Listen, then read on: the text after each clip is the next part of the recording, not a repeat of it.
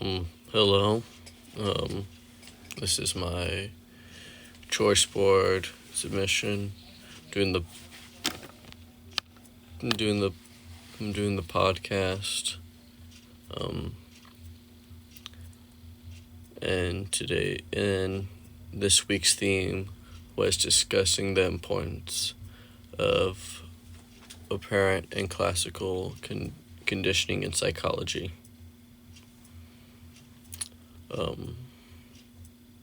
So, like I just said, today we're diving into the two fundamental concepts in psychology: apparent and classical conditioning. These theories are pivotal in understanding how behaviors are learned and maintained. So let's get into it.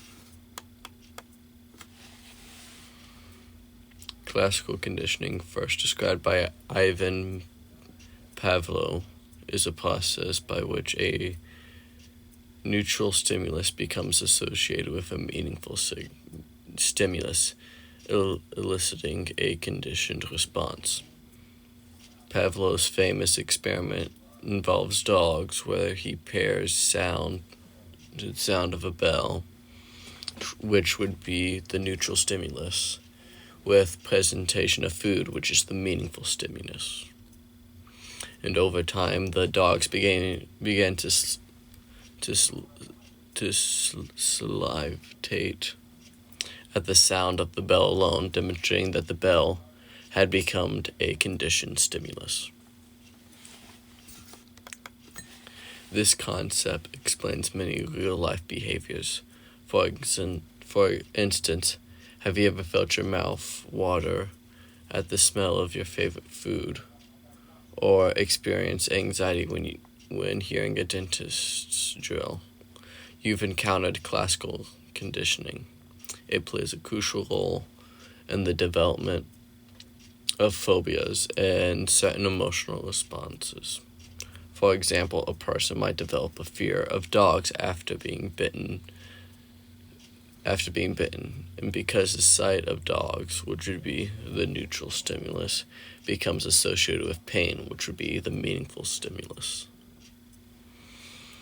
On the other hand, operant conditioning, introduced by B.F. Skinner, involves learning through consequences of behavior. Behavior followed by positive outcomes are likely to be repeated, while those followed by negative outcomes are less likely to occur. Skinner demonstrates this with his famous Skinner box experiments. This is where rats learn to press a lever and receive food.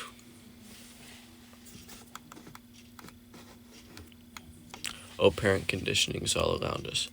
Think about how reward systems works, like children receiving praise or treats for good behaviors, employees earning bonuses, and students getting good grades for their performance.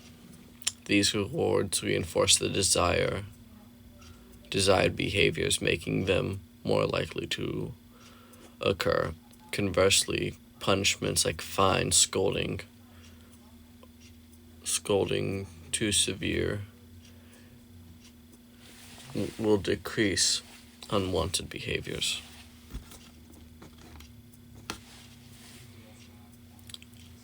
Now let's take a real life example. Imagine you're trying to train a dog to sit.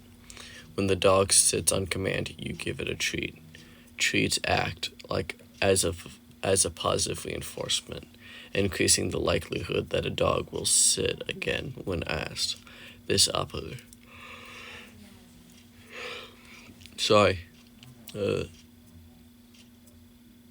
What was I? The treats act as positive enforcement, increasing the likelihood that a dog will sit again when asked. This is operant conditioning in action. Meanwhile, if the dog hears the clicking of a treat, the crinkling of a treat bag, and starts to salivate, that's classical work conditioning.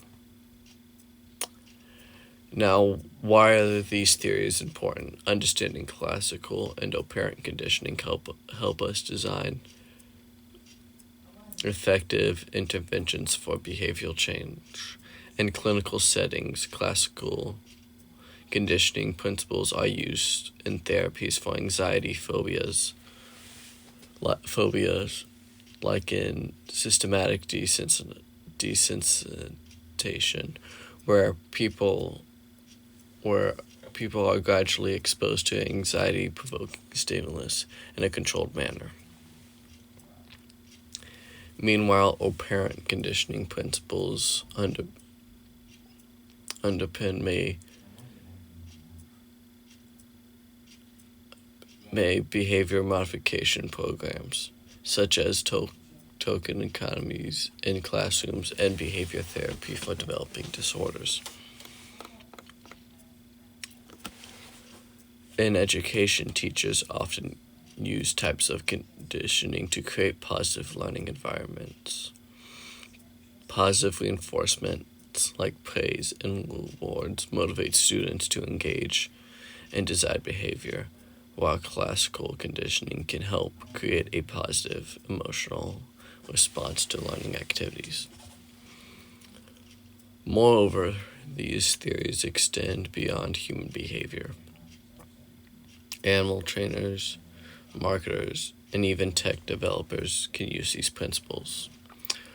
For example, loyalty programs used operant conditioning by rewarding customers with points and discounts to encourage repeat business. Meanwhile, advertisements often use classical conditioning by associating products with positive emotion, like success and happiness.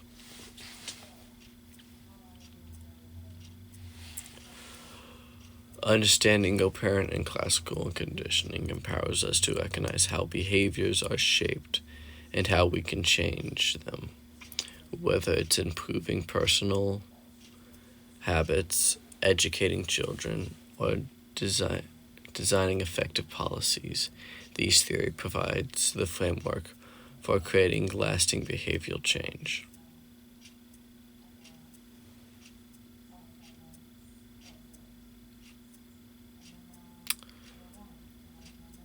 To summarize as if I were teaching it to kindergartners, operant uses positive reinforcement like treats. So you do something good, you get something good in return.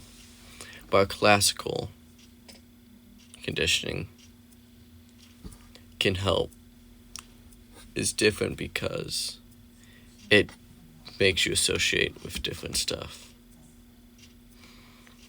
And the way we can use that in, education is